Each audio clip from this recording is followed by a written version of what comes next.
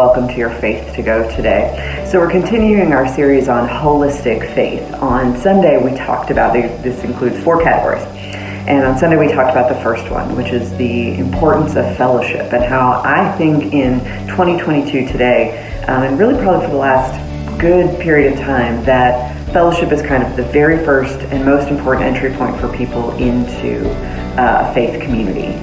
They need a way to just be in fellowship with other people, spend time together, and that when they do that, it offers them a glimpse of the community that we create here, but also it gives us a chance to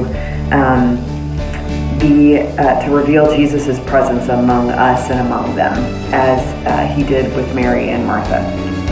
So the second piece in this holistic faith, and the reason we're calling it that is we believe that all, or at least I believe, that all 4 of these, when they're in balance, can help bring a holistic or wholeness or wholehearted feel to our faith. That when we let any one of these kind of slip out or go, or let go of it, that it kind of makes it unbalanced. And so the second one that we're looking at this week is service, or serving. And we're looking at it through the story of Mark 10 of brothers James and John asking Jesus about, can we sit at your right and left hand at the throne of heaven? And he says, can you drink the cup that I drink? Can you be baptized in the baptism that I have to experience? And they answered with a full-throated yes, and we'll explore that on Sunday. But on this topic of serving, what it made me think about from a commentary I was reading was where a pastor was talking about a person that taught her about what service looked like. And it made me think about, who is it that taught you about the value of service? Because as I learned a million years ago in seminary, like, faith is something we teach, and we'll talk about that next week as well. But who taught you how to serve, why we serve, what the value of it is, and specifically how it's connected to your faith?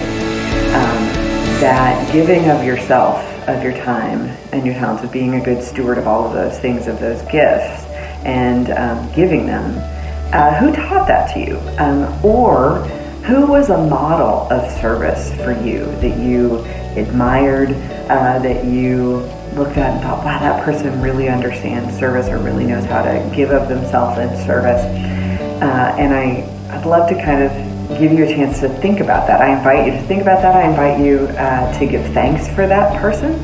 If they're still around, why not thank them?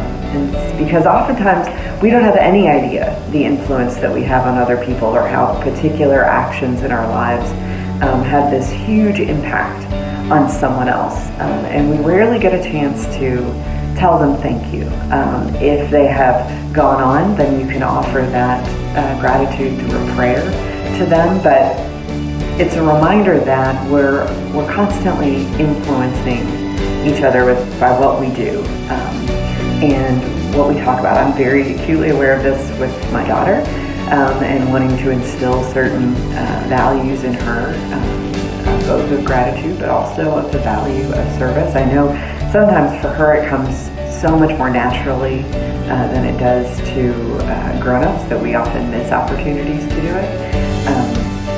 And so sometimes they teach us about what it means to be a servant. But I know that following Jesus has had a profound effect on why I value service, why I think it's important, why I make certain choices that I make in my life. And so I invite you to take some time today to reflect on that as well. That we can know something is valuable, but how does that get translated into action? This is also a reminder that there's an opportunity to serve this Saturday at a soup kitchen that Meredith has organized. And so you can reach out to the office if that's something you would like to participate in. We'd love to see you there.